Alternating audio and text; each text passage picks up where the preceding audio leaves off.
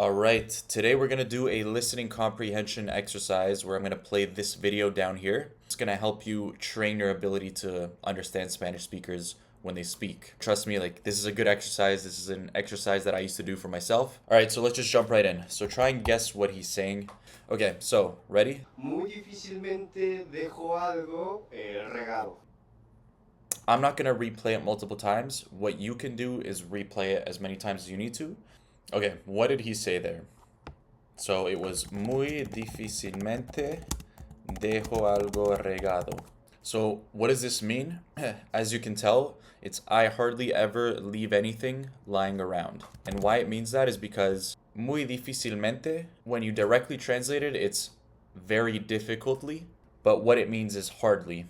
Which, interestingly enough, I'm just realizing if you think about it, hard, difícil. So hardly being difícilmente makes sense. Because mente, this ending, whenever you see it, it translates to an ly ending in English. So like rápidamente is quickly. Anyways, I think you get the point. I hardly ever leave anything lying around. The word ever doesn't really exist in Spanish. Like if you wanted to say, have you ever danced? It would be alguna vez has bailado. So depending on where your Spanish level is, you might know what this as is, and it's the have you. It's not the verb tener, because tener is to have, like to actually have something. Whereas this is the verb haber, which means to have, but not in the sense of possessing something, like I have this book, but it's to have in the same way how we use have in English to say like, I have been there. I have doesn't mean, we're not talking about possession here. They call it an auxiliary verb because it's like there to help with the sentence, but it doesn't really mean much, you know what I mean? Like it's just used to form a new tense. So that's the have here. So have you ever danced? Alguna vez has bailado. So this literally translates to like sometime have you danced. It really means have you ever danced.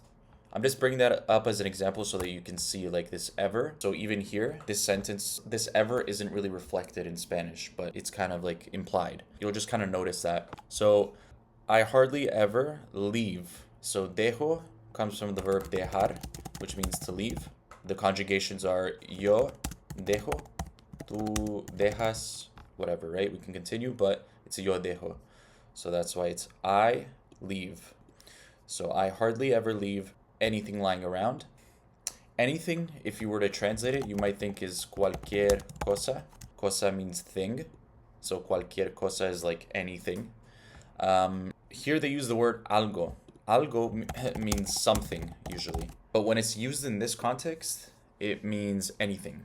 So anyways, let's continue. Regado. Pues técnicamente es el lugar donde vives. So she said, pues técnicamente es el lugar donde vives. What does this mean? It means, well, technically it's the place you live in. So pues means well. You can also use bueno to say well. Well in the sense of like at the beginning of a sentence you might go, well, pues, bueno. So well technically, pues técnicamente, again, the mente ending is an ly ending. Es el, so it's the, because es means it is. Lugar, the place where you live. Donde vives, where you live. But in English we would say it's the place you live in. Okay, well they translate it as it's the place where you live. They both make sense. Okay, let's move on. Donde pues llegas después de un día cansado de trabajo. Okay, then she says, ¿Dónde llegas después de un día cansado de trabajo? Okay, and she said, I think, ¿Dónde pues? So again, that filler word. So what does this mean? It means where you, so llegar is the verb to arrive, so where you arrive. Después means after, so after. A día, un día, after what kind of day? Cansado, which means tiring. De trabajo, of work. So I guess she's gonna mention how it's important to keep it clean, but let's see. Donde puedes relajarte. Entonces, There she said, ¿Dónde puedes relajarte? Which means where. Puedes is the verb poder. Remember, poder means you can. And also poder when you use it as a noun, means power. So yo tengo poder means I have power. One thing that I find interesting is that it makes sense why poder means, or sorry, I could say like it's the verb to be able to, and why it means power. Because when somebody has power, they're able to do more things. So I get why the noun poder, which means power, is the same word as the verb poder, which means like to be able to, like to have the power to. Anyways, that's kind of a little side note, but it might help you memorize the word poder better. So where you can relax. What is this te doing here? It's because relajarse is a reflexive verb. And you can go through my channel and search in reflexive verbs in the search bar if you don't really know. But I will just say that when you conjugate it, it's yo me relajo. So it's not just yo relajo, but it's yo me relajo, tú te relajas. So these are called the reflexive pronouns, and each regular pronoun, yo, tú, etc., has a reflexive pronoun. So these are, so él, ella has the se pronoun. Nosotros nos relajamos. Ustedes se relajan. And ellos se relajan. But yeah, anyways, let's continue. Entonces, la verdad es que sí es importante también para que fluya la energía. I even struggled with that one.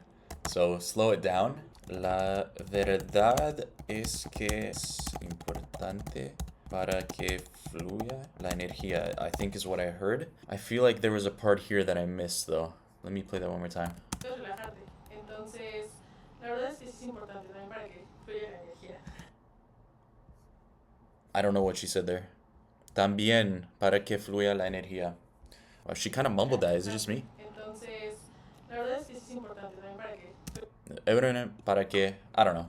But anyways, what does this mean? So, la verdad means the truth. So the truth is that, yes, it is important. Kind of like in English, we would say like, honestly, yeah, it's important. Also, para que fluya la energía. Also, también is also. Para que means so that. Fluya comes from the verb fluir. Okay, and then, so that flows the energy. Okay, obviously in English, it's the other way around. So that the energy flows. So fluir, why, if it's an IR verb, why are we conjugating it with an A ending? Right, it's the AR verbs that have the A ending. And it's because of the subjunctive. So I'm not going to go into a whole video on the subjunctive, but just know that para que basically always triggers the subjunctive. So this is the phrase so that. Okay, now the subjunctive conjugation is kind of like the opposite of what you would expect, in the sense that IR verbs have the A conjugations, and AR verbs have like the E conjugation. So like if I were to say, so that he thinks, it would be para que él, and then pensar is the verb. So para que él, it wouldn't be piensa, it would be piense. Para que él piense. What you do is how you would traditionally conjugate it for an AR verb.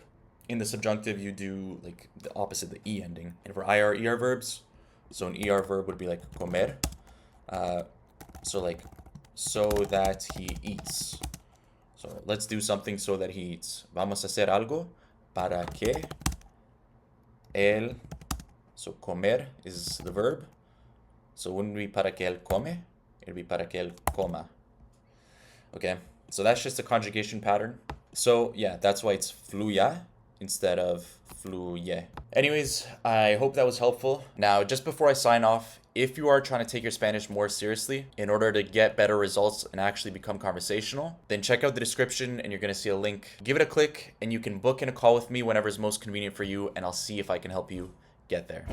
Anyways, thanks for watching, and I'll see you in the next one. Peace.